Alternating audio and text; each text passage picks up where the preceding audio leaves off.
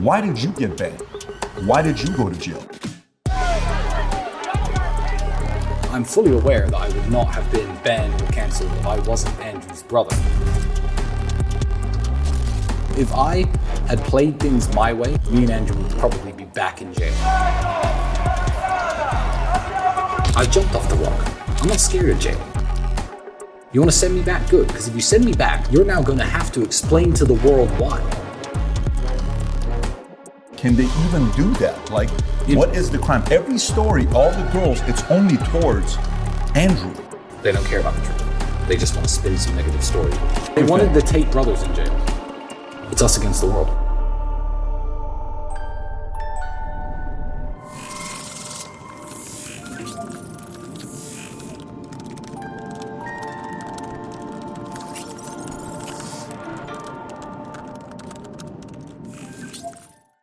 So when you hear the word Tate, you think about Andrew Tate, but it's really the brothers, Andrew and Tristan Tate. And when I think about Tristan Tate, I told him earlier, I said, you could have gone a completely different route. The guy looks like a Hollywood star. He looks like a movie star.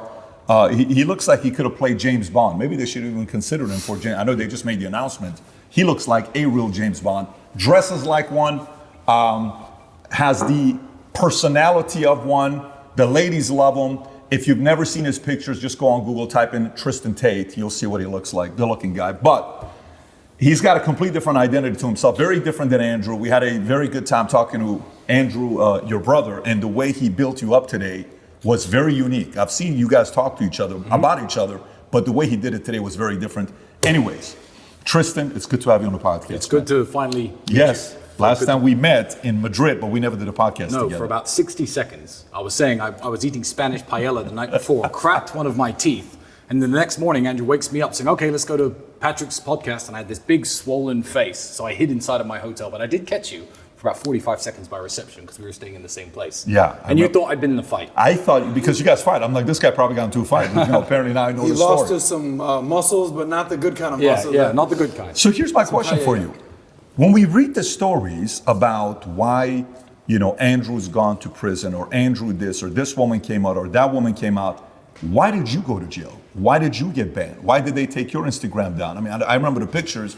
It was all cars and suits and motivational stuff. So is it guilty by association? It is guilty by association. I hate to say it, but I'm fully aware that I would not have been banned or cancelled or probably ended up in jail if I wasn't Andrew's brother. But there are so many benefits that come with being Andrew's brother that you have to take the good with the, the bad. So it didn't upset me too much. No, I smiled about it. Where does this positive attitude come from? You could be the victim. Oh, Andrew, you did this. Yeah, you landed me in jail. Look at all our assets are seized. Yet, smile on your face, as gracious, just humble guy. Where did all this come from? It's always been the way me and Andrew are, and we've shared in our successes. The first time he became a millionaire, we celebrated. When I became a millionaire, we celebrated. When we bought our first supercar, we drove that home from the dealership together. So every single positive moment in my life, the first time we ever chartered a private jet, I remember we were just happy, drinking, having a great time on the plane. This is before he reverted, before anybody jumps on that drinking reference.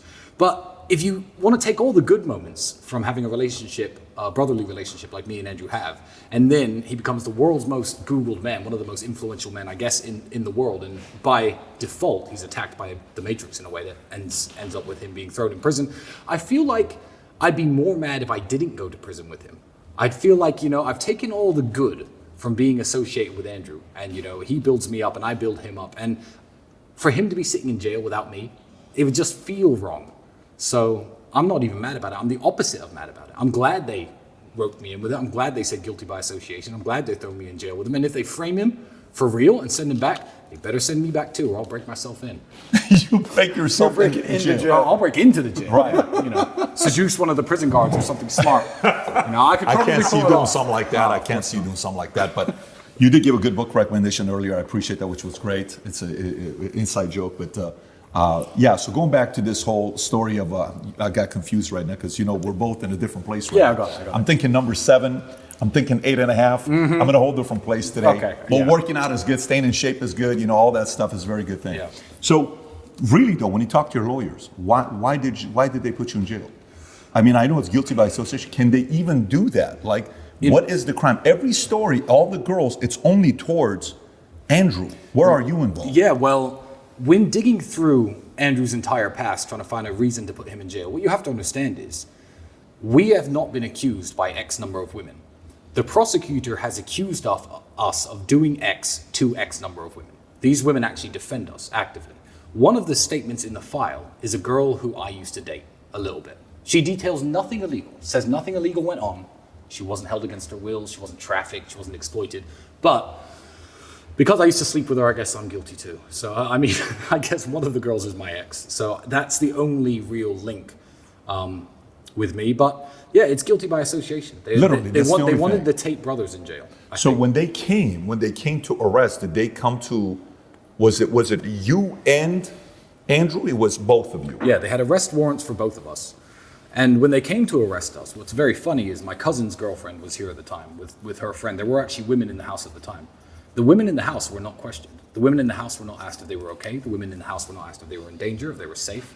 They were completely left alone, left to sit on the couch with us while the police watched over us. Well, they went through the house and took everything that was valuable. They were Googling the value of the various items they were taking, marking it down on a spreadsheet, and they left, I think, without saying a single word to the women who were in this house, which is very unusual, you would think, in an investigation about human trafficking. But you know, you could take what implications from there you will, and guess what their motivations were, if you will. But I can't say anything at the moment. That makes sense. So we talked to Andrew earlier about his experience in jail. How was the experience for you, from your point of view? Well, I mean, Romania spends less money per prisoner than any single country in the European Union.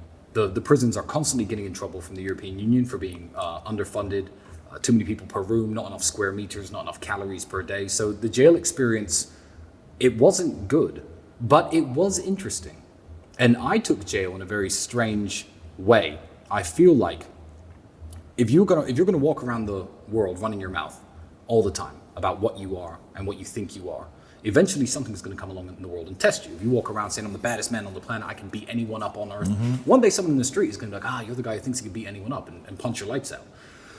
You know, I don't speak as much as Andrew, but I do say I'm a very strong-minded person. I always preach to young men, if you're going through hardships, you need to deal with it like a man, continue your training, stay focused. And it just felt like God gave me an opportunity to prove to myself, above all else, as well as to everyone else who listens to me, that I am actually what I say I am.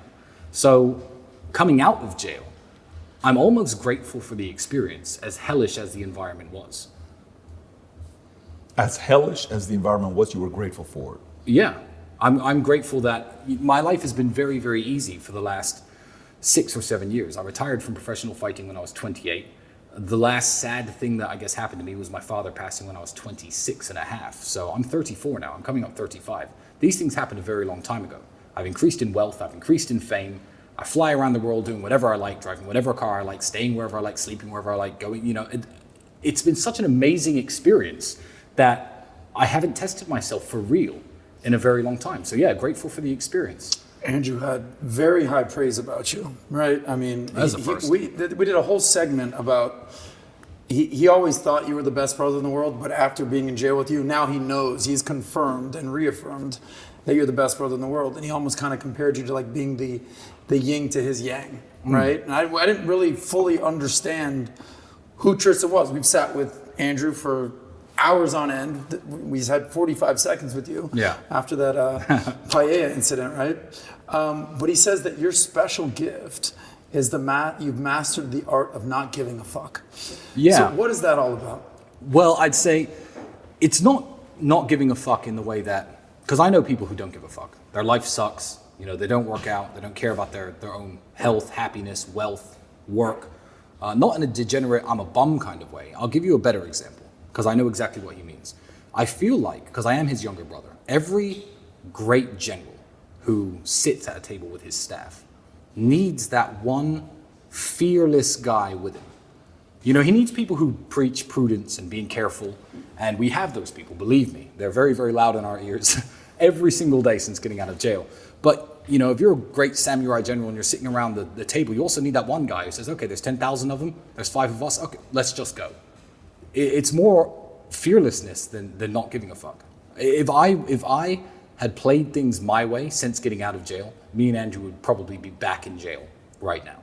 I'm censoring myself on this podcast, but the first day I got out, I thought, you know what, screw it. Let me just put a camera on, just tell the whole world what's going on, and let them take me away live on stream. That's me. So luckily he keeps me in check, but also I feel like I can inspire him to make a few bolder and braver decisions in life because of my counsel. So I'm very much one of his councilmen, but he does need me at the table. Without that guy, you're just going to be a pussy, you know? Have you always played the number 2 role? Like, you know, in monarchical times, it was always the eldest son that was passed down to the crown. From your father down to Andrew to you, has it always been an understanding, all right, I'm number 2, my brother's the leader, let me get in line, let's crush it? You know what, I don't feel it's necessarily like that. I feel it's more that I know what his strengths are, and I'm there to compensate for his weaknesses. He knows what my strengths are, and I'm there to compensate for his weaknesses. So who's the leader and who's not all depends on the situation that we're in. Certainly me and Andrew have been a team a very long time, and we made a lot of money before we ever blew up on the internet. Our relationship was a lot more equal then, but Andrew is the famous one. I'm fully aware that he's the guy who will go in front of the camera and say the types of things or voice his opinions in a way that garner infamy and fame. And I've blown up alongside him. Mm-hmm. So, you know, part of the price is going to jail. You know, they say that your ego is not your amigo.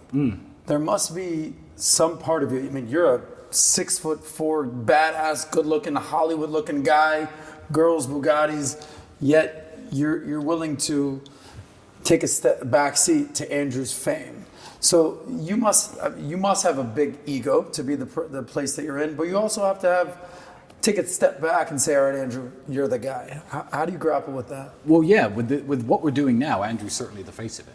But he wanted to build this. This was never my intention. I thought, okay, you're going to make some money on the internet. That's cool, Andrew. You do that. I'll continue doing what... In fact, I'm going to interject with another story.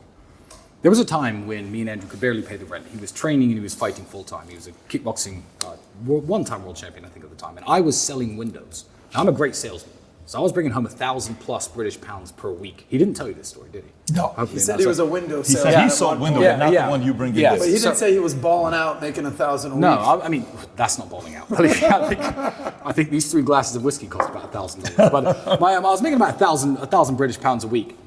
Andrew had a previous sales experience. I was at the time working in sales, and Andrew was just living off his fight money. So I would come home every day. I say, I made this much sales, etc. I'll pay the rent. You keep fighting, because I was helping to support his kickboxing career. One day, Andrew looks at me and he says, you know what, Tristan, I'm just going to start selling for the same company you're selling for. We could bring $2,000, $3,000 into the house a week. We'll have a good life. We'll make money. And I said, Andrew, no, you can't do that. You can't do that, because if you are spending all your time chasing sales leads and knocking on people's doors like I am, then you're never going to find the time to discover something better, to discover something that's going to take us out of this crappy apartment. It's going to take us out of this crappy life. So even back then, when I was willing to work away selling windows instead of kickbox, because I got paid almost nothing. I was the European champion at my height. My most I ever got paid was £1,000 a fight. I knew that wasn't the financially viable option for me. I was willing to sell windows to let Andrew continue to have time to train, but also have time to think. So now, everyone's like, oh, well, he's the face of this online persona, and you guys make a lot of money for it. I'm like, I'm fine behind the scenes. I'm perfectly happy. I'm not missing anything from my life with my 2 million Twitter followers that I need 6.8 million to fulfill. People will often try to, I guess, pit me against Andrew, which is the stupidest idea in the world. But they'll say stupid things to me like, your brother's more famous than you. And I'll say, yeah, my brother's more famous than you. Like, what's the big deal? If your brother were Mike Tyson, for example, and someone said your brother's a better boxer than you, you'd be like, yeah, my brother's Mike Tyson. It's this strange type of jealousy and envy that I think a lot of men can't cope with, that makes them drag each other down like crabs in a bucket. If my brother became, a billionaire, the world's richest man, and I had to stay at this level, I'd be like, yeah, my brother's the world's richest man. I'd be proud of him. And I don't see anything wrong with that. It's not a competition. We're a team. I think that's a big thing. So I got an 11-year-old son and a 9-year-old son. Okay. Beautiful. And the perspective to have, there's got to be also a massive level of maturity of the younger one towards the older one. I'm the younger sibling in my family. My sister's 6 years older, but we got a very good relationship in our family.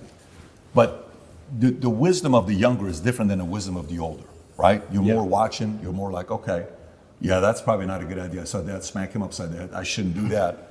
Okay, wow, that's pretty good. That leads to good praise, or that's good. Yeah, I don't like that. I have no interest in that. Okay, it's pretty. I would have probably done it this way, but I get it.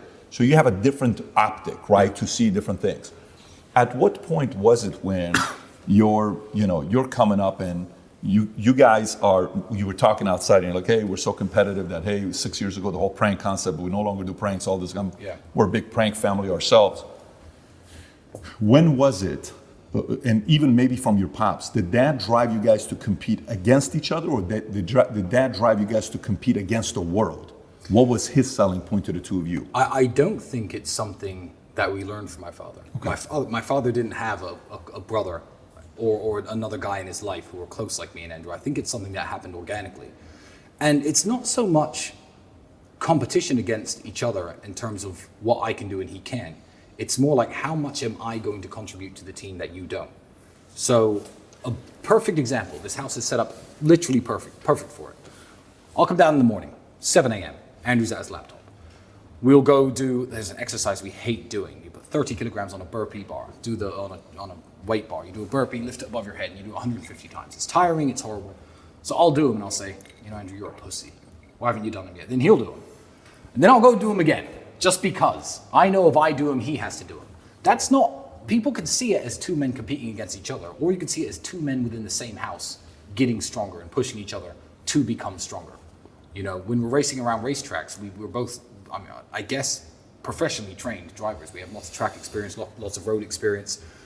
The fact that he will drive faster than me will inspire me to do better in myself. Then me and my brother as a team are better drivers. It's not two men competing against each other. It's us against the world, but that's something that happened very organically. And he's always been the better kickboxer. I'm bigger maybe I'm probably fatter, but I've certainly got more muscle as well. But people see me smash the pads, and amateurs, like a girl I knew once said, "Oh wow, you hit the pad so hard. Can you beat Andrew in a fight?" I'm like, no. When I try to punch Andrew, I punch nothing. I hit air, and he ends up counterpunching. So he's always been the better kickboxer. But I could take that and be like, you know what? Good. He's the 4-time world champion. Good. That's my brother. And just be proud.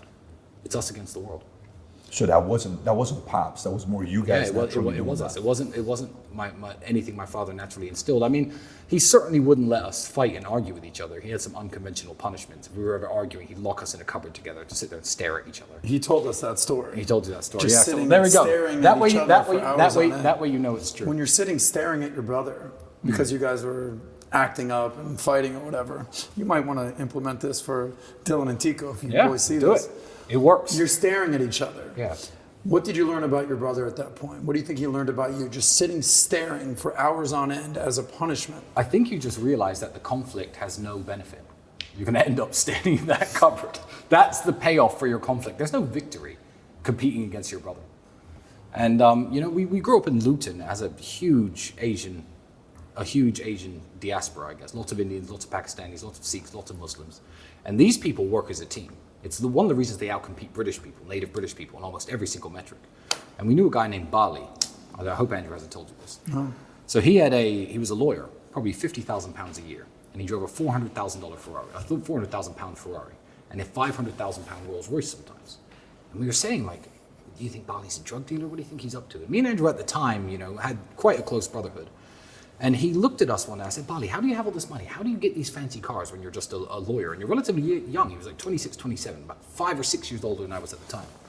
And Bali's exact answer was, I remember he said, you white people are stupid. Now, I'm mixed race. He wasn't talking anything racial. He was talking about, I guess, native British people.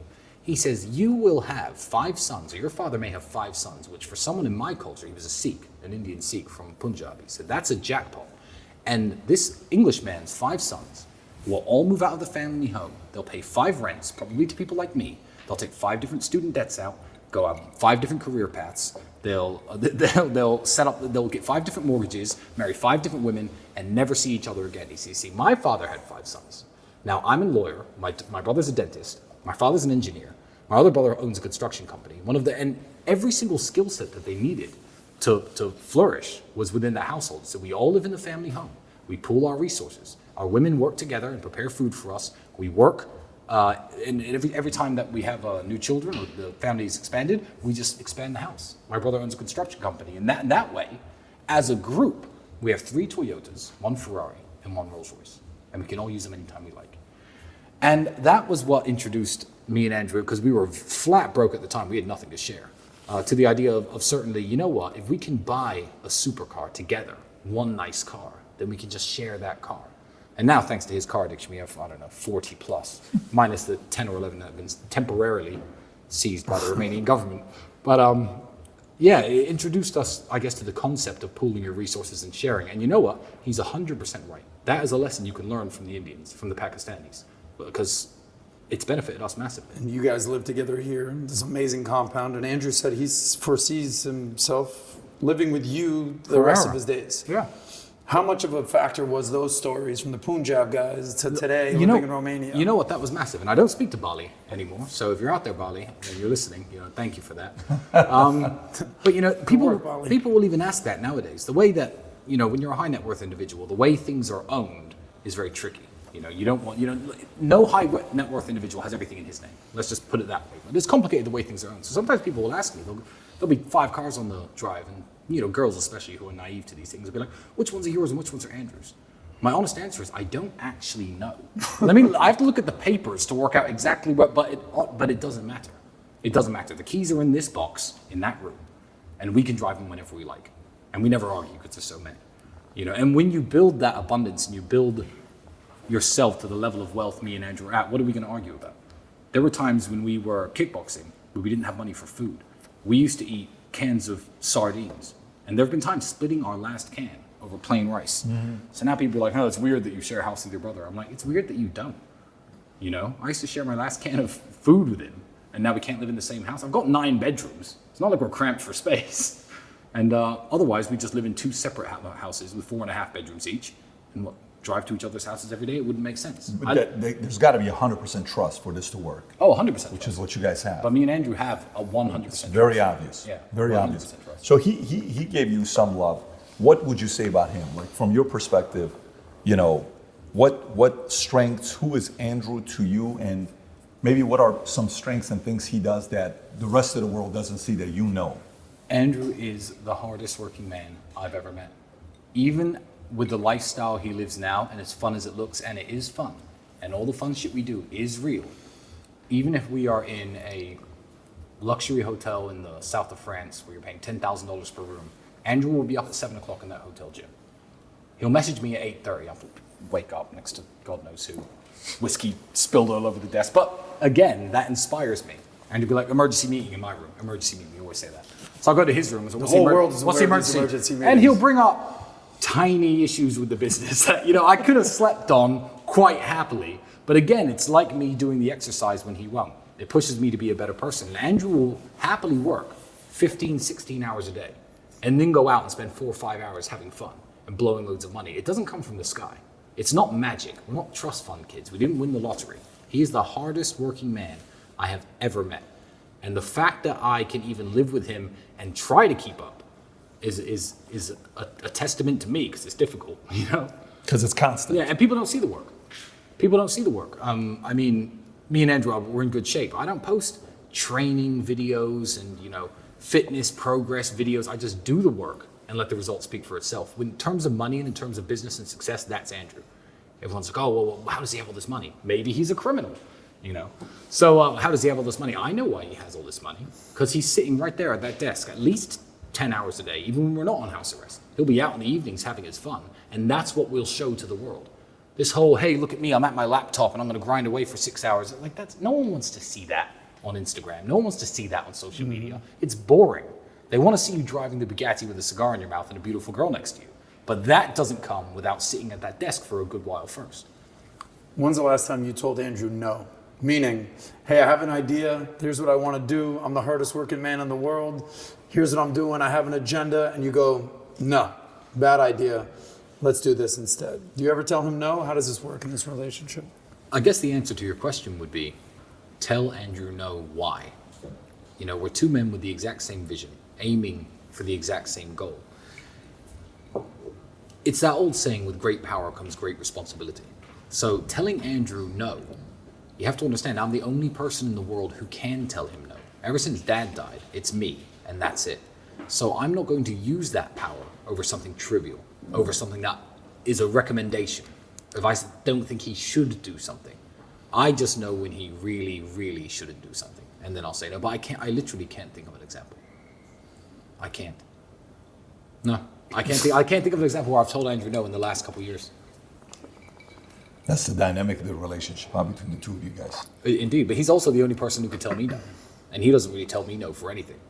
I'm still a 34-year-old man, little brother or not. He's 36. I can make my own decisions. And none of us have the tendency to ever do anything that's really stupid. So... At the peak, who was funner to party with? Oh, I've always been the funnest to party. Really? I'm still the fun one to party with today. No, don't worry about the peak. I haven't reached my peak yet. I'm still working on it. Yeah, I'm the one, Andrew. I'm the kind of guy. I definitely take the party a bit too far. I'll give you an example. We'll go out to the club. There's 5 guys, 15 girls. We're all having fun. We're all partying, etc. We'll come home. Andrew will be like, "Okay, well, this is the girl I'm with. I'm going to go to bed. It's 3 a.m. I know I could go to bed with one of these women at any one time. Back in my party days, I've calmed down a bit on the womanizing. I really have. And he'll be in bed at 3. I'll still stay up till 6, drinking with the guys, because I think, let me squeeze the maximum amount of fun out of this night as possible. So obviously it gets ruined when it gets to 6 o'clock and the girl I like is now asleep or home. And it's like, oh, wait, well, I definitely messed that one up. But I'll certainly try to have as much fun as possible. And it comes back to bite me sometimes. But when's the last time you partied? You've been in jail. You haven't had one day of freedom this year. No. Right? You guys are known as these kickboxing, badass, womanizing party guys. But Andrew's been very subdued. He's converted to Islam. He's not drinking. No, he doesn't drink anymore. When's the last time that you had a fun night out in the town? A fun night out in the town, I don't know. But I had a fun night right here in my house when my camera guy showed up. I'm going to say his name. His name's Bailey. I'm going to say it. I don't care if he wants to. He can't censor out. Don't give him editorial control. So he got here. I thought, you know what? Bailey's here. That's something new. I've been locked in jail now. I'm on house arrest. Let's open a bottle of champagne. Don't worry, Bailey. Just one. 4 bottles of champagne later. And Bailey's like wishing for death. I'm like, okay, fine. I'll let him go to sleep. But we stayed up all night talking politics, history, very, very interesting things, along with my coach, my physiotherapist, Alex, who hates drinking, by the way, but he'll partake sometimes. And, it was just 3 guys together talking about, I feel like it's the way things should be, and the way things certainly were before mobile phones. Nowadays, everyone's too connected digitally. They speak to each other online too much. Everyone WhatsApps each other, checks on their friends that way. I like sitting around with my friends and just drinking and talking and having a good time and learning new things from them and telling them new things that they don't know. I find that to be incredibly fulfilling. So you were saying interests. You said cutters. You collect cutters and all this stuff. I collect cigar lighters and cigar accessories. I'm a nerd about my cigars. I'm a real nerd about it. I tried my first cigar when I was 28. And now that I smoke a lot of cigars, people will accuse me of saying, oh, well, you try to teach values, but you encourage smoking. I don't encourage smoking. These are bad for you. But if you do them, train really hard in the gym, get as fit and strong as possible, at least try to compensate the damage. But yeah, I'm a nerd about my cigars. I smoked my first one when I was 28. I had a car crash, which stopped me from professionally fighting. I had some surgery just a year and a half ago to fix all that damage finally. But I thought, I can't fight anymore. I've always thought cigars looked cool. I'd never smoked a cigarette or any kind of tobacco product up until that point. And I walked into the cigar lounge. I thought, oh, yeah, this big Cuban cigar, let me buy one of these. I had some money even back then when I was 28, and I got this cigar. Got about halfway through and my head was spinning. I don't know how I drove home. I felt horrible. But yeah, now I smoke 2-3 cigars a day sometimes. Some days I'll go without smoking, but the accessories are what make it cool. Even here on the table, these have been here since your podcast with Andrew, but it's the lighters I like, the cutters I like. I'm a real nerd about it. Before going out, I'll pack my cigar cases, etc., ready for the club. Yeah. What's your preference? What do you go to? What's your go-to cigar? Cigar? My favorite cigar is actually... So you have to liken them to champagne because most people won't know what we're talking about if we do cigars. So I'm going to make it more interesting. People who don't know champagne will say, yeah, give me some Dom Perignon. Every single time. I don't even like champagne. I don't like any champagne. But there are old Frenchmen who know that there's a Veuve Clicquot bottle that's better than the Dom Perignon if it's the right year, etc. So with cigars, everyone goes Cohiba. When you can buy Cubans, when you're outside the United States, Cohiba is the Dom Perignon of cigars. It's got the yellow label. Everyone likes Cohibas. But this is not my favorite brand of cigar. But my favorite is H. Upmann. Now, they have a European name, even though they're Cuban, because a German businessman started that company in 1848. Cohiba was founded in 1966. It has much more history behind the brand, a much better quality cigar in terms of build and flavor, and they're about half the price. But me smoking H. Upmann's is not a budgetary decision. I mean, I'll buy cigars from the 1950s and smoke $6,000, $7,000 cigars just because I enjoy them. But H. Upmann are by far the best brand, hands down. Can I give a quick shout out real quick? Sure. I only smoke cigars with two people.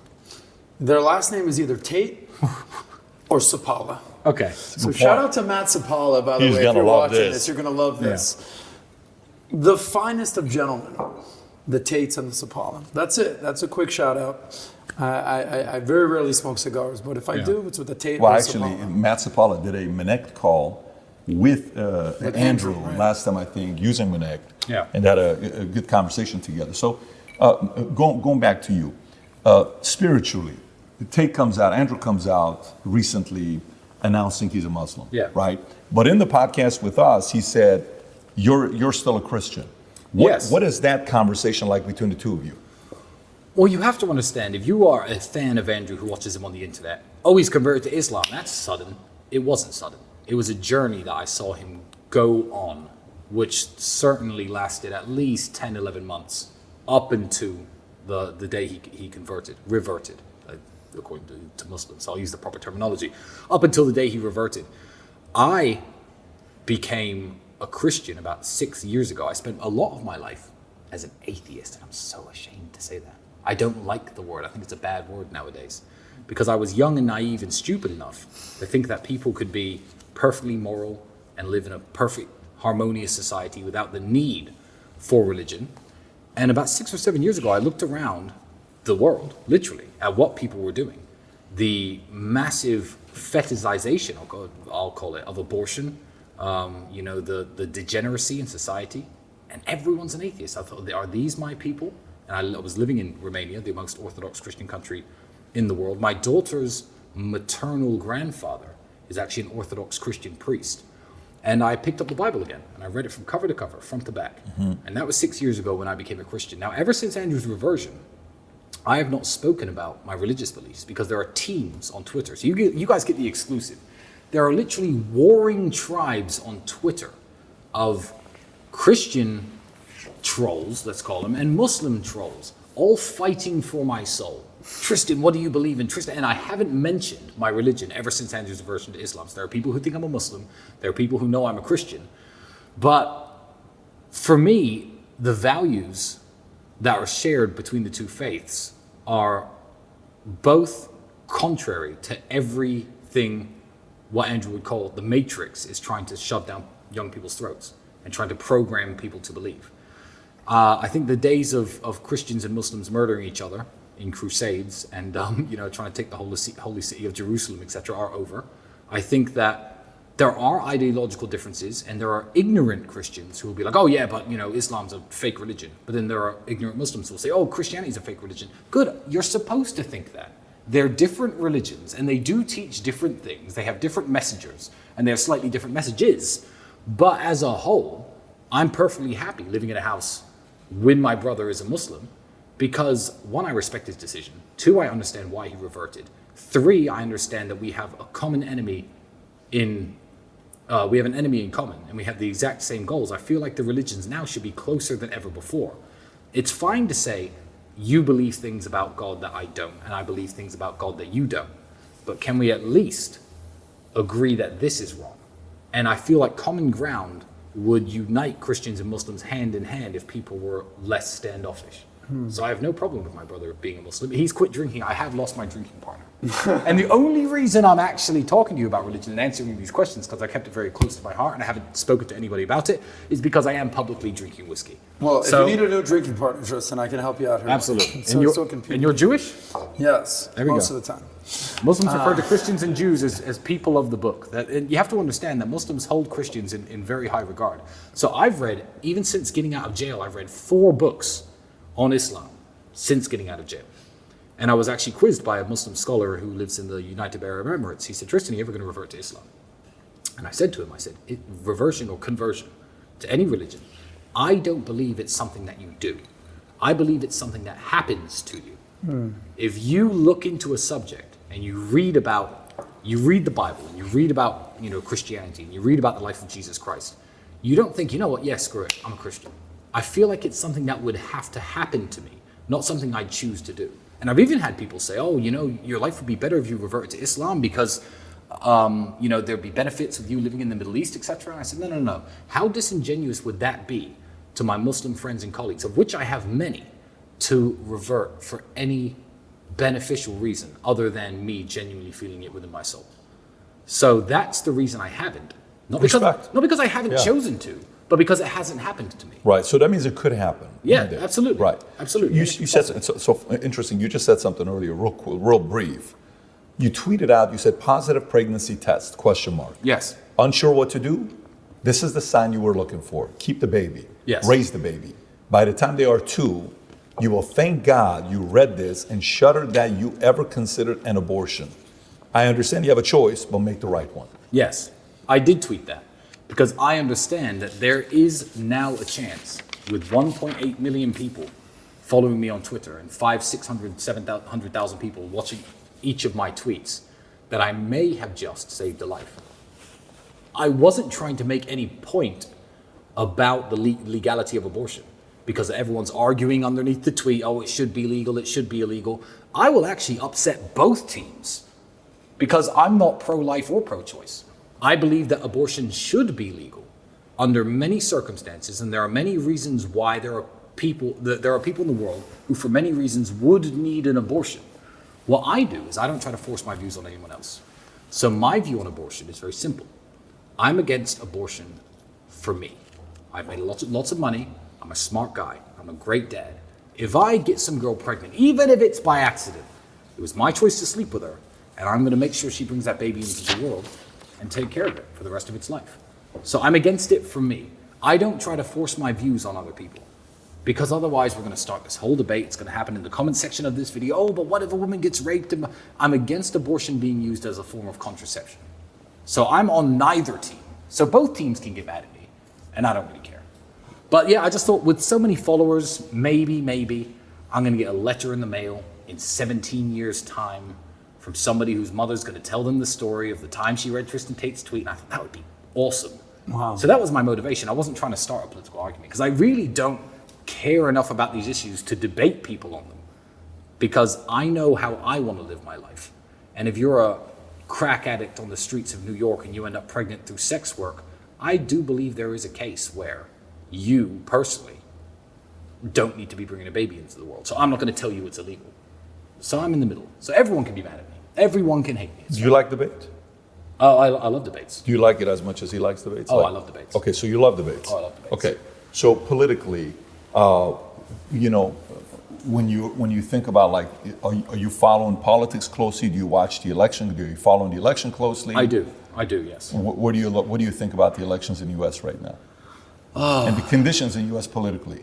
Jesus, I feel like both teams have psychos that they need to pander to the point where the whole process has become absolutely ridiculous. I feel like the right have fewer psychos who are less extreme that they have to pander to than the left. But you take people who say very normal things, and again, this is going to get me in trouble, like men can't get pregnant. And people who've been alive since the 1950s, since the 1960s, people who know that's not true, now have to pretend that they think it is true. And I'm like, I'm not going to go into what you think about foreign policy. I'm not going to go into what you think about the issues America's facing, because you just said men can get pregnant. So you're an idiot. And I feel like the pandering to all these special groups, whether it be the military-industrial complex, let's not go down that road, or the insane, I won't say the LGBTQ insane people, I'll say the QT plus people, because I think LGB and QT plus should be completely separate things. Yeah, it's very hard to take any American politician seriously. I do know who I want to be the next president of the United States. You probably know who I want to be the next president of the United States. Joe Biden guy we talked about. Oh, yeah. No. Do you consider? Oh, go ahead. I was going to say, the audience doesn't know this. When you walk in here, there's a, is it 6 feet or 8 feet, painting of President Joe Biden. I was so impressed the fact that you guys have that kind of pride for U.S. in the house. But it was him Very falling impressive. down. Well, I'm not very good at darts, so I need a big board. So, Would you say you were born in America, I was born in the United States. raised in England. UK? I'm English. You would consider yourself English? I would consider myself English, British. I'm proud to be English. I love English history. As a mixed race person, I like to be able to stand up and say I'm very proud of British history and we should all be proud of our heritage without people being able to point the finger at me and call me a racist, because when white English people say that, suddenly they're racist for some reason. Yeah, super proud to be British. I think that the influence that the British have had on the world is incalculably larger than almost any other culture. Please correct me if I'm wrong. A lot of the great inventions in the world were British. The way that you go to every single country in the world and they're all speaking the language of one tiny island in Northern Europe. Why? I'm a proud Englishman, and I don't care about the United States so much because I left when I was 8 years old. If you want a guaranteed way to get in touch with me, maybe you have a business idea, maybe you want some fashion tips, maybe you just want to connect, you could find me on Minect. How interested can I be? As much as I'm interested in the nerdy way that I'll follow it and know what each team has to think, if I've never worked a job in America, I've never had a girlfriend in America, I'm not educated by the American school system, I don't have a business in the United States. You've never had an American girlfriend? Oh no, I've had loads, but I've never had to manage a relationship while living in the United States. Yeah. So what do I really have invested in who wins the election?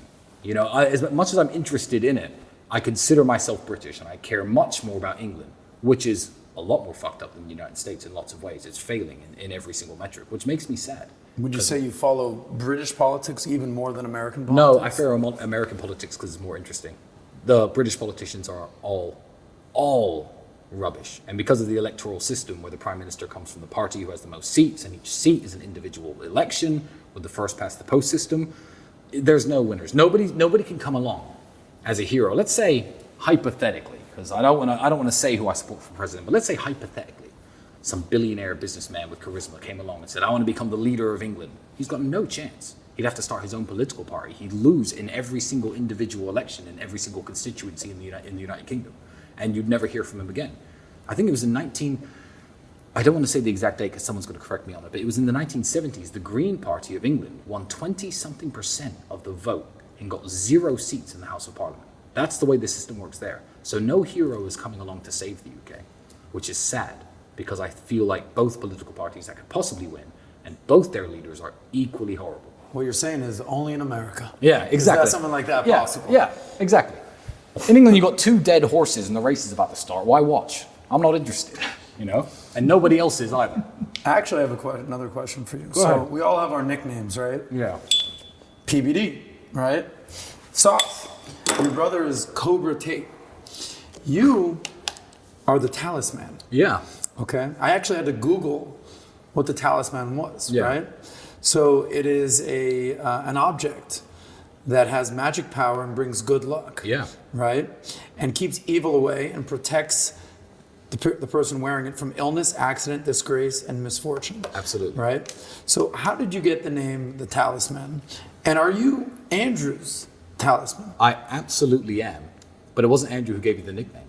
I was 17 years old and I was working at a sandwich shop and I used to hang around with this African guy from the Ivory Coast Republic. Luke, if you're watching, God bless you. I don't know where you are today.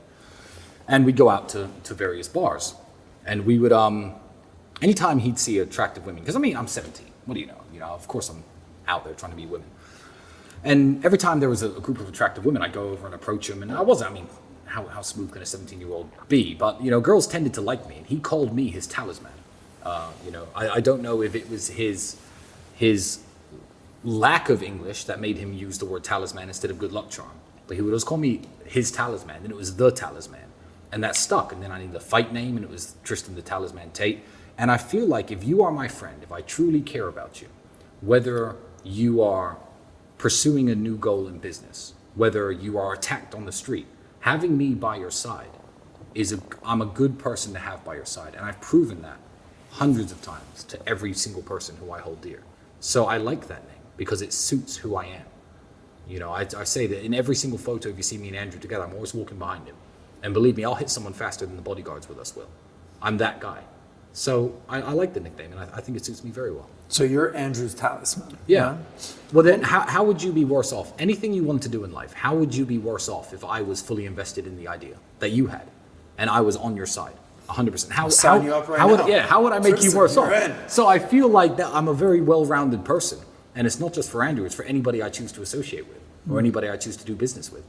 So or protect, or certainly 5 years ago when I was a bit more wild, if you wanted to go out womanizing, I'm pretty good at that too. So I'd bring you some luck in that department. Sign right here. So, Yeah. No. Retired from that. Who's your talisman? In what business? It varies because Life. the hardest thing to find in life is a flag carrier. It's the hardest thing to find is a flag carrier. Yeah. Flag carrier, you find a flag carrier that's fully with you, and then the time span of how long that person's going to be with you.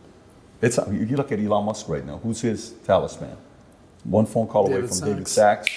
David Sachs, Yeah. things get done. The guy's a doer. Yeah, good point. It's a very. What do you think about Musk, by the way? What he's doing with Twitter? Love him. I absolutely love Elon Musk, and I shut down any criticism I see of him online because I don't think almost anybody is in a position to criticize Elon Musk. I'll give you an example. Elon Musk was dating that singer, Grimes, whatever her name is. Yeah. And some dork who fancies himself a dating coach on Twitter, I'm not even going to say his name because that would do him a massive favor, was like, oh yeah, Elon Musk really needs to book one of my calls for $29 for half an hour so I can give him dating advice. I'm like, who are you? Elon Musk is arguably one of the world's most powerful men. He has the power to send things into space and bring them back. One of the first independent human to ever have that power outside of being a government. He's insanely intelligent. He takes on tasks, Tesla automobiles, absolutely rubbish idea if you were to pitch it to anyone many years ago. And he turns them into successes. Elon Musk is a different breed. It's like a bunch of chihuahuas, laughing at a tiger's stripes, saying that his coat was wrong. Like, who are you to criticize him in any way? He doesn't need your dating advice. The man's got 10 kids. 9, rest in peace, and that must have been hard for him, God bless. But, how are you, some dork on the internet, going to criticize him in any way? Who is going to give a fuck about you 50 years from now, 100 years from now, 300 years from now? If Elon Musk keeps going the trajectory that he is going, he will be one of the most remembered people of our entire generation. Yeah, Barack Obama was the first black president of a country that used to be called the United States. Now West China. No, I'm joking. But in 500 years' time, 1,000 years' time, the guy who revolutionized space travel and took us from a single planet, Wow. From a single planet species to a multi-planetary species, his name's going to be in the history books. No question. Long after everyone else's. So I don't even like anyone criticizing him in any way. So if you have anything bad to say about Elon Musk, save Go it. ahead, read your 7 things you don't like about Musk. Yeah, If you so wanna here, kinda Elon, list number them out. one. No, I mean we're on the team Elon Yeah. Musk camp, but I will say this. I didn't get a chance to ask your brother this, but since Twitter's the only platform you and your brother are allowed on, Yes. right? What he's done for free speech is Again, he's incredible. He's and he's also a customer service representative. Yeah. It's very interesting. Your brother tweeted back to Elon. Elon tweeted famously, I think I'm going to remove accounts that are inactive or aren't tweeting anymore. Yeah. And your brother didn't bash him, said, great idea, Elon. Yep. But It is. I have a suggestion. My father passed away, 7 years ago? 8, maybe 8. 8 years ago. I still read his tweets all the time. I would really appreciate if he would keep his account active. Yeah. As of today, I think his account is still active. It is still active. So, thoughts on that? The fact that Elon Musk possibly read your brother's tweet Well, he's and liked kept it active. Well, he's liked some of Andrew's tweets before. But you have to understand, and I fully understand, I don't have an ego. I fully understand. If you don't know me and you've never met me and you listen to what the prosecution service of Romania is saying about me, even if you like me and even if you don't believe it, the smart choice is wait for it to be proven bullshit before interacting with me. You know, because an association, I would not want to be associated with somebody who was a human trafficker. I wouldn't. So I get it. If someone doesn't actually know me and they're like, oh, well, let me distance myself from Tate right now. Yeah, it's sad. And yeah, most people who have their bullshit detector switched on can know what's happening to me and why, or to Andrew and why. But he's liked some of Andrew's tweets, but he doesn't follow us and he doesn't interact with us besides those likes. And I completely understand that decision. Because what if tomorrow photos of a room behind that room come out with chains and mattresses where people were kidnapped and kept, you know, the kind of evidence you'd expect in a case like this. You know, what if that comes out? Yeah, I saw none of that, by the way. Oh, yeah, no, you have to type in the special code on it. But anyway, so yeah, no, Elon is a wonderful guy, and I think he's kept Andrew's account up on purpose. If I could give Elon one piece of advice, so I've actually criticized people for giving Elon advice, but there is one thing that he did that I think he could have done better. Hear me out. You are the only man in human history ever to have the power to send things into near Earth orbit without the government. It's just you. If you send something up that people don't like, who has to take it down? The Russian government, the United States government. I get that he sent a Tesla. I get it. But I have criticized him on this before. I would send a statue of myself saying Elon owns space. And I'd publish its coordinates every day on a website so people on their telescopes could look, with a giant statue of myself that will be up there forever. Longer than humans will live on the earth, that will be up there. That is hilarious. Who's gonna take it down? If you troll the American government with that statue into sending up a giant satellite with a net to bring down your Elon owns space statue, that's a double win. So I get that he sent the Tesla, but if I could give him one piece of advice, just one, send a statue of yourself. He's capable enough of doing it, by the way. You know what? And you don't even have to reply to this podcast, Elon, but if you do it, I will donate $1 million to a charity of your choice. I promise. I absolutely promise. If he sends a statue into space saying Elon owns space and has it on a live feed, I will donate $1 million to any charity. That's not even criticism. That's just friendly advice. Right That's Elon's more mature than me, and I'm childish, and I would have done something more childish. So it's not even advice. It's me admitting that I'm a bit of a little kid about things sometimes. And yeah, I'm pettier than Elon, I guess. So it's not advice in the positive at all. But that's what I would have done differently. He is capable of doing something like that. I know. If there's a guy that would do it, it's probably him. I know. That would do it. And I That would hope do he it. does. Were you here when BBC came here? I was here. How was that experience? I know they were very friendly and you guys checked them on their vaccines and masks and everything, but how was that entire experience from your optics? I love that people underestimate both my brother and myself. They see a bunch of money and they see fast cars. I don't know how they think I got it. I don't know if they think I'm a thug, a criminal, a trust fund kid. I've heard all the theories, but nobody actually understands that Andrew and I are very intelligent people. I don't know why. The people who hate us assume that we're dumb. Oh, they're kickboxing, they got punched in the head a few times, they're probably thugs.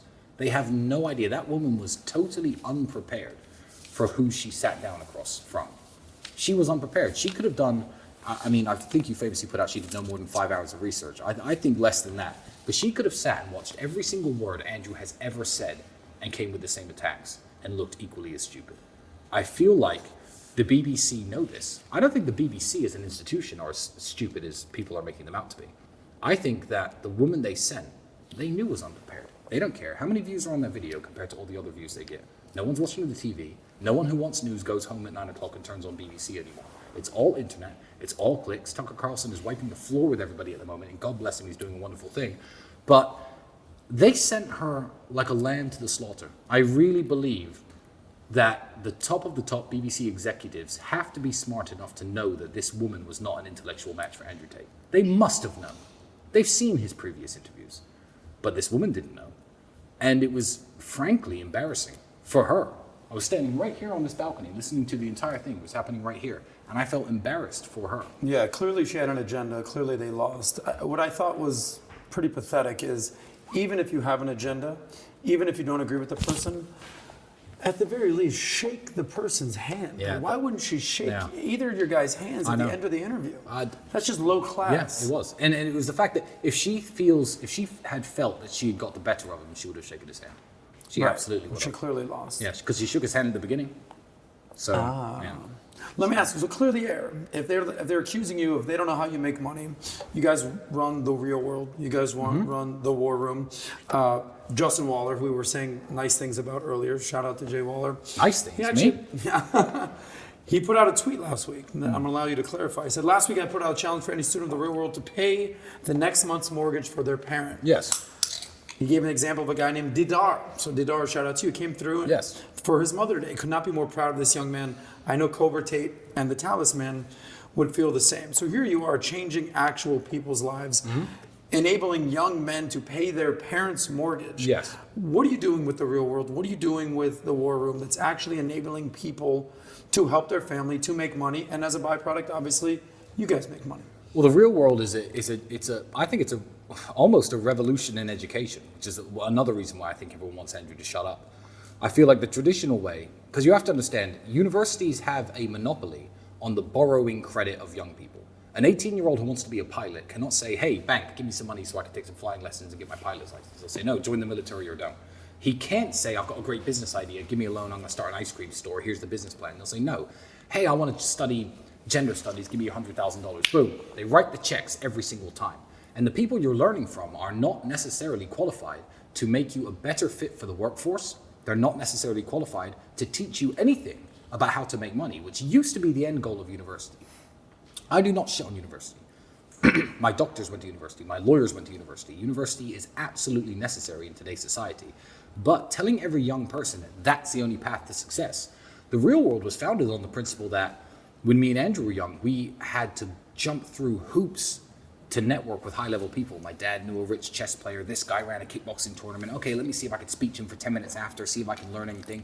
Now, $49 a month, you are in direct contact with millionaires who we've all verified. We verified them personally. People who've made millions of dollars in their industry, and they are going to teach you how they did it and what you should do if you wish to emulate them. So we're cutting out the middleman in a way. So it is absolutely wonderful.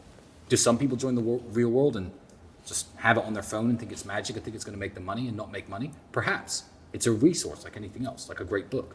But you have to put the time in, you have to learn the knowledge from it.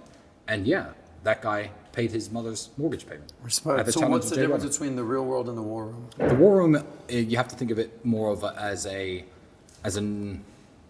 private members network. Whereas the real world, nobody's vetted, nobody's kicked out. Anybody who wants to jump in at any point, man, woman, or child, of any age, can get inside and learn from the people who are professors in the war room, in the real world. And see, I just mixed them up just there. Why the name's so similar? Whereas the war room is something very, very different. I'll let Andrew's probably given a description of the war room, and I feel like that will be adequate. So I'll leave it at that because I am just a war room member, like everybody else. I do not own the war room.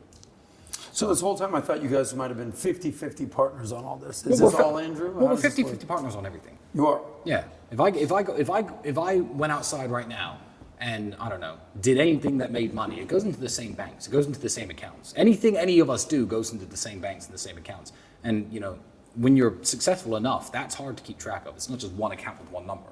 It's all over the world. So all of our money is collective money. So it doesn't matter what he earns, what I earn, because it all goes into the same place. Good to know. War room and real world. Real world, yeah. How many total members? Do you guys have an idea how many members? I think the real world we have an excess of 200,000 students. Holy, 200,000 students in the real world. Students, wow. absolutely. Very impressive. And then for anybody who can do basic maths, you know, to assume that I would need to kidnap anyone to make money is ridiculous. I'll just leave that out there. But you know, the people who are involved in this attack don't care how I make money. They don't care in the truth. They don't care about the truth. They just want to spin some negative story about me. And I feel like they failed, but we'll see. We'll see what happens. Time will tell the way it's going right now. Yep. You're going to see what's going to happen here soon. But I'm not afraid of anything. They can't stop me. Have you ever been a child and found something scary. I have an example. I was living in Indiana, 7 years old, and everyone was jumping into this lake from this big tall rock. And I sat there all day and all afternoon while everyone jumped off this big tall rock. I walked to the edge of it 5 or 6 times. And I thought, you know what? That's scary. I'm not going to do it. And by the end of the day, I jumped and thought, oh, well, that was no big deal. And I did it again and again. Then it was time to go home. I was no longer afraid of that. The worst punishment these people can do is to try to discredit my name, which fails, and to put me in jail. I've jumped off the rock. I'm not scared of jail anymore. You want to send me back? Good, because if you send me back, you're now going to have to explain to the world why. You're going to have to show the evidence this time. So you better prove it. You know, whether I get sent back or not, they're going to have to finally show their cards. They've been sitting here with a 7 and a 2. Well, I'm across them with aces, and there are aces all across the floor. And they've been chip leader, pushing their chips around, making their power moves. The time is coming where they're going to have to put their cards on the table. It's going to be tough for them. Yeah. It's going to be really tough for them. By the way, were you here when, well, I'm assuming you were here, when I think it was Andrew who showed the clip where he agreed for the vice guy to come here. Is this a true story? Yeah. There was an event that the War Room held called The Test. Nobody knew why they were coming or what they were doing, and Andrew matched them up in a professional fight on no notice because everyone likes to talk big and say, I'm ready, and I've been physically training, etc. And people could either pass the test by getting in the cage or fail the test by denying it. And the vice guys went through the test, and the entire time he went through the test, he was like, this is awesome, yeah, I understand how this helps men grow, and etc. Gave me all the bullshit in my ear. I knew he was a snake from day one, called him out on the podcast. So this guy's a complete dork, and he's not to be trusted. Now, Andrew ran this idea by everybody. The people who are careful, my legal team, my PR team, some of them are here. And a lot of people said, no, don't do that. No, you'll look like a bully, you'll look like you're mean. I was like, this guy, when we were in jail, released the most biased piece of negative journalism I've ever seen against us. Screw this guy. Andrew was like, really? I said, yeah, go for it, Andrew. I was that guy who said, who cares? What's he gonna do? Break into my house, pass my security guards, and somehow beat me up? Now, we would have loved to fly to Australia or Thailand and stand him up there so he's got a nice, 16-hour economy flight home. But sadly, all we could do was book a rest. And I thought it was absolutely hilarious. He's still begging for an interview, by the way, even today. How long was he waiting outside? Oh, he came back twice. He wasted the whole day, but outside of my gate and physical hours spent, maybe 3. It's a shame what's happened to Vice these days, by the way. George Soros buying him out for $400 million. Yeah. Well, people deserve it. They, what goes around comes around. You want to be a little jerk? People are going to treat you like one. Yeah. They certainly won't forget how you treated them. People will not forget. Oh, absolutely. They never do. Speaking of what goes around comes around, there's probably the 2 most famous brothers in the world these days. You get the Tate brothers. Yeah. And you get the Paul brothers. Mm-hmm. And there's been some beef, some words exchanged. Yeah. No love lost. I don't know. Certain people have said certain things about one another. Let's just say you're in a bar, there's no cameras, there's no judges, there's no rules. Tate brothers walk in the bar, Paul brothers walk in the bar. Who walks out? Me and my brother. Every single time. But I understand that this question is phrased to hype the beef between us and the Paul brothers. I actually want to put one thing straight. I have no beef with the Paul brothers. And I don't even think my brother does either. I will go as far as to say I really like Jake Paul. Me and my brother are bigger than the Paul brothers, more fight experience than the Paul brothers. I've taken more punches than the Paul brothers. Wrestling, grappling, me and Andrew have judo experience. Who would win the fight? I feel like that's a juvenile question to ask because if I saw Jake Paul, I'd buy him a drink. I like Jake. Logan, not so much. But Jake is a hardworking young man who has put it all on the line and gets in the ring against people vastly more experienced than themselves in combat sports. He fought Tommy Fury, who was a vastly more experienced boxer. And I don't feel there's any beef between me and the Paul brothers. I sat down and had drinks with Jake. I would go as far as to say I like Jake. I don't like their relationship as brothers. If I could criticize anything about them, there are clips when Jake's like, oh, I want to be the world champion of boxing. And Logan's like, yeah, good luck. Yeah, as if. I don't feel that's a good way for brothers to behave, but more of that comes from Logan to Jake. There is no beef. Well, there was beef between your brother, Andrew, and Logan. There was actual there's words beef. exchanged. They probably hate each other now. Oh, but it doesn't matter. I remember a year ago, Logan Paul saying, oh, Andrew's the big fish now, but we'll see in a year where he is. And now no one cares who Logan Paul is. So, no one who doesn't drink his cheap sugary energy drink really cares who he is. And, I think in 5 years, no one's going to know who he is, but Andrew's still going to be relevant. Wow. So, but I think that's how the victory is going to be won. But I don't think about the Paul brothers. I haven't thought about them in a long time. But I have spoken to Jake since getting out of jail. And I will say right now, I like Jake. And I like Logan for one thing and one thing only. Logan brought back, with that loser KSI, this old notion of, okay, we've got beef. Well, instead of rapping about each other or, talking shit on Twitch streams, let's handle it like men. And that's how I grew up. I grew up in a very bad part of town. And, I've had 40-something professional fights myself. That's how beef was settled between men. Nowadays, everyone wants to stab each other or just talk shit and not actually back it up. Logan and KSI brought back the tradition of, I challenge you to a duel. So I feel like Logan has given something great to the world, even though I may personally dislike him a little bit. And Jake, I have nothing bad to say about. So I know that's a boring answer. No, it's all good. I respect Jake. Well, in the last interview we did, your brother called out Logan pretty hard. And then the last time we saw your brother out in public, there was a face-off between him and Jake. Him and Jake. Correct. Yeah, because there was talks of a fight at the time. Gotcha. I think certainly any plans to join in on the YouTube boxing community were thwarted by our arrest and our imprisonment. But I also feel right now, and I'll say it unapologetically to anybody involved in that industry, YouTube boxing's dying. It was fun for a while. It was a spectacle for a while. You think it is? You think it's dying? I think it's dying. I think people want to see Jake versus KSI. Jake will kill him, by the way. And after that, no one really cares anymore. I think that you can only put a spin on boxing for so long, but you're never going to beat the traditional, this guy's trained 15 years against this guy who's trained 15 years, old school rules of boxing. I've actually likened YouTube boxing to celebrity sex tapes. Hear me out. Lots of people watch pornography, which is haram, by the way. Don't watch pornography. It's one of the worst habits that men could possibly have. But lots of people watch this stuff of professionals having sex with each other, okay? A celebrity sex tape comes out. They're crap at sex. Guy's got a small dick. But everyone watches it. Why? Because it's a novelty.